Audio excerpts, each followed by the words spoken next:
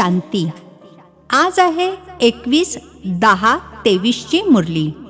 आजच्या मुरलीचे महावाक्य आहे, गोड मुलांनो, सदैव खुशीमध्ये तेव्हा राहू शकाल जेव्हा पूर्ण निश्चय होईल की आम्ही फक्त भगवानुवाच ऐकतो.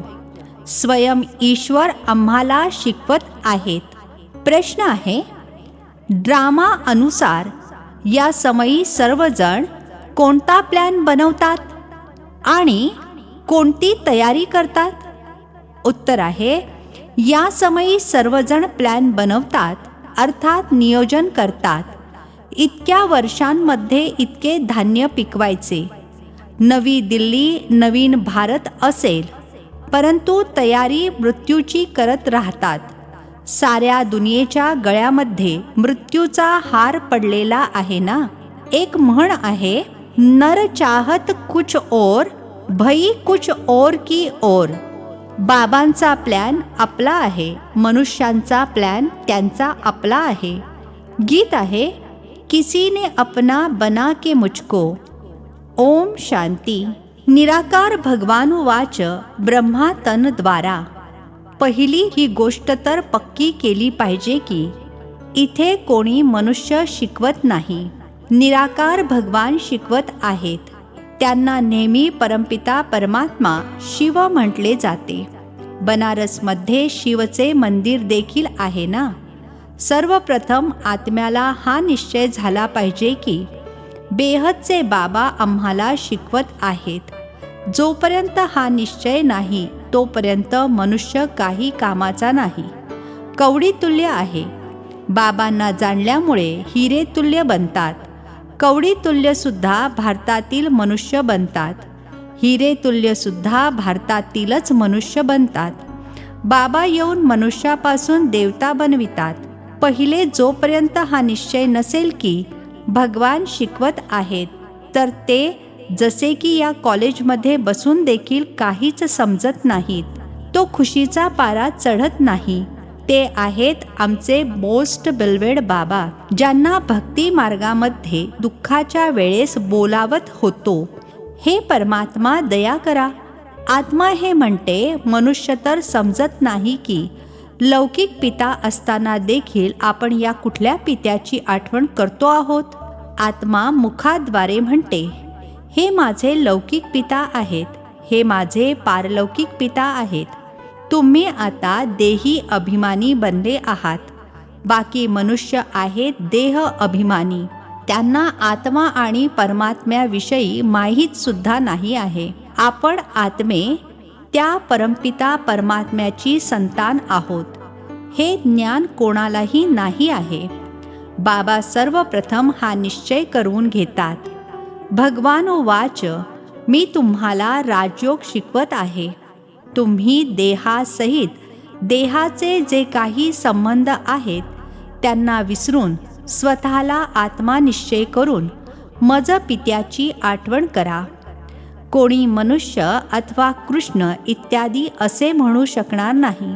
ही आहेच झूठी माया, झूठी काया, झूठा सब संसार. एक सुद्धा सच्चा नाही. सचखंडामध्ये मग एक सुद्धा खोटा असत नाही. हे लक्ष्मी नारायण सचखंडाचे मालक होते, पूज्य होते. आता भारतवासी धर्मभ्रष्ट कर्मभ्रष्ट बनले आहेत. त्यामुळे नावच आहे भ्रष्टाचारी भारत. श्रेष्ठाचारी भारत सतयुगामध्ये असतो. तिथे प्रत्येकजण सदैव हर्षितमुख असतात, कधी आजारी रोगी असत नाहीत. इथे भले म्हणतात, अमका स्वर्गवासी झाला, परंतु कोणीही जाणत नाहीत. या वेळेचे राज्य देखील मृगतृष्णा समान आहे. एका हरणाची कहाणी आहे ना. पाणी समजून आत गेले आणि दलदलीमध्ये फसले. तर या समयी आहे दलदलीचे राज्य. जितके सजवतात अर्थात प्रगती करतात, तितके अजूनच विकृत होत जातात. म्हणत राहतात, भारतामध्ये पुष्कळ अन्नधान्य होईल, अमुक होईल. होत तर काहीच नाही. यालाच म्हटले जाते, नर चाहत कुछ और की ओर भई. बाबा म्हणतात, हे काही राज्य नाही आहे. राज्य तर त्याला म्हटले जाईल जिथे कोणी राजा राणी असेल. हे तर प्रजेचे प्रजेवर राज्य आहे. अधर्मी आणि असत्य राज्य आहे. भारतामध्ये तर आदी सनातन देवी देवतांचे राज्य होते.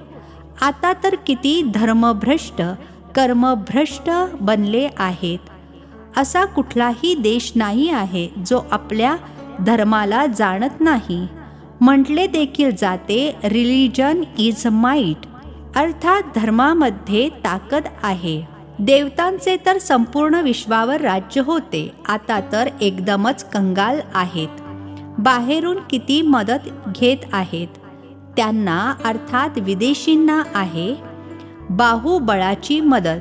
तुम्हाला आहे योगबळाची मदत. तुम्ही मुले जाणता मोस्ट बिलवेड बाबा आहेत, ज्यांच्याकडून आम्हाला 21 जन्मांसाठी सदैव सुखाचा वारसा मिळतो. तिथे अर्थात सतयुगामध्ये कधी दुःखाची, रडणे इत्यादीची गोष्टच नाही. कधी अपमृत्यू होत नाहीत आणि ना कधी आजकालसारखी एकत्र 4-5 मुले जन्माला घातली जात. एकीकडे पहा, खाण्यासाठी नाही आहे म्हणतात, जन्मदर कंट्रोल करा. नर चाहत कुछ और.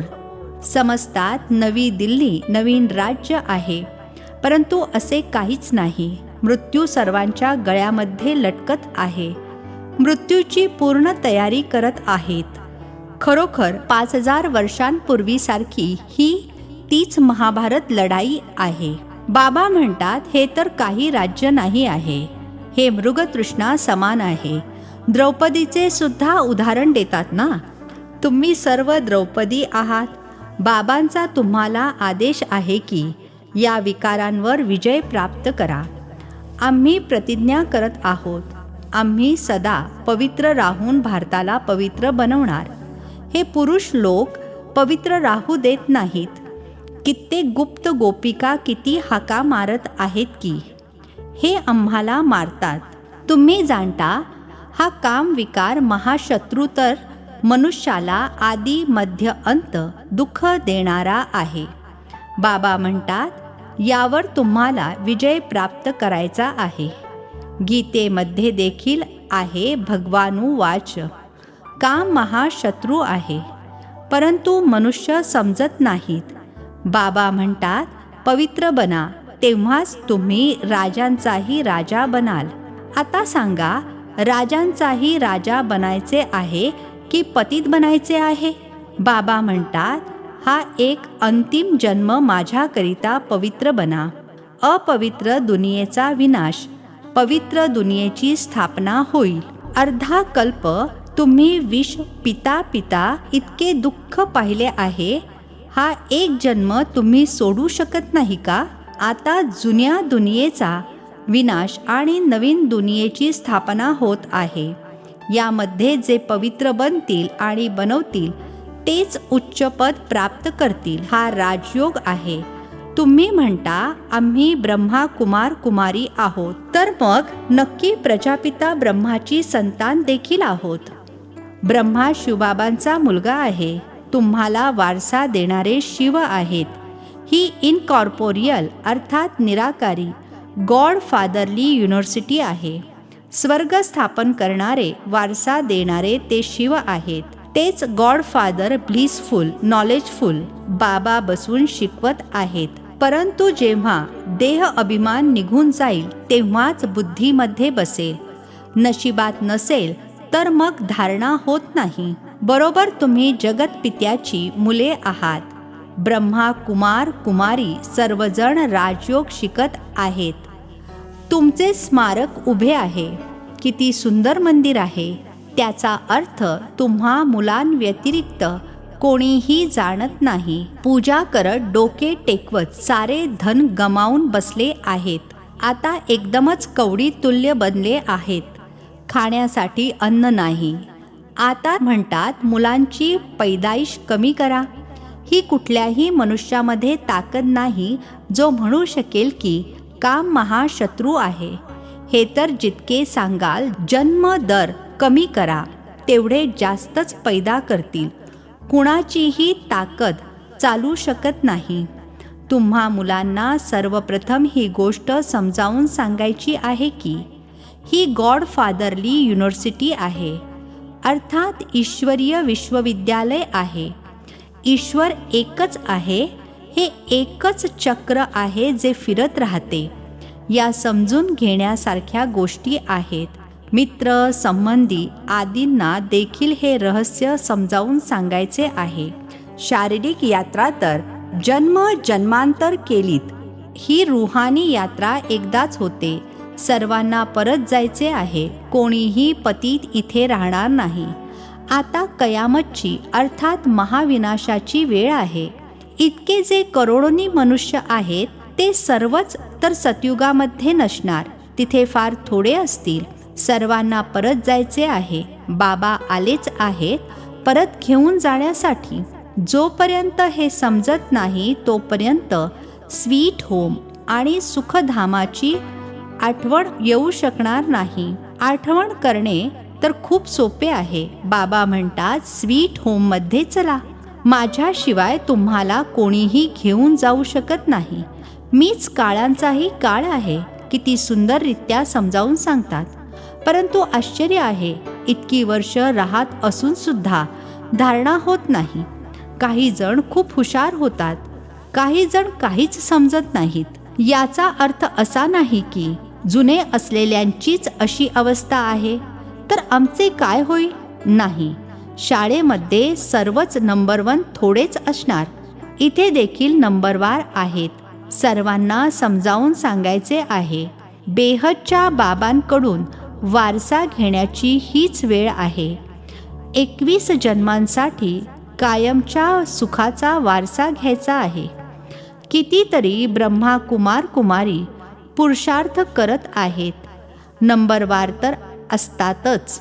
तुम्ही जाणता पतित पावन बाबा एकच आहेत. बाकी सर्व आहेत पतित. बाबा म्हणतात सर्वांचे सद्गती दाता एक आहेत. तेच स्वर्गाची स्थापना करतात. मग फक्त भारतच राहील. बाकी सर्वांचा विनाश होईल. मनुष्यांच्या बुद्धीमध्ये एवढी गोष्टसुद्धा बसत नाही.